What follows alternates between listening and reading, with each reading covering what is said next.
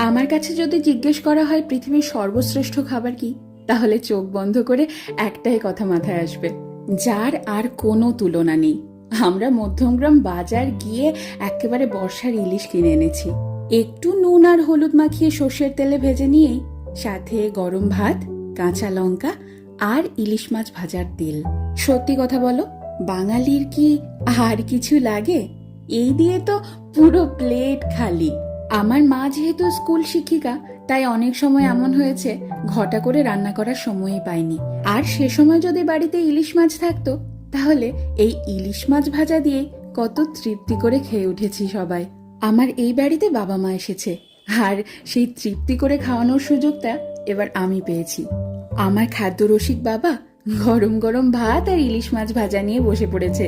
দেখো কত মজা করে খাচ্ছে, দেখেও যেন তৃপ্তি আসছে আমার।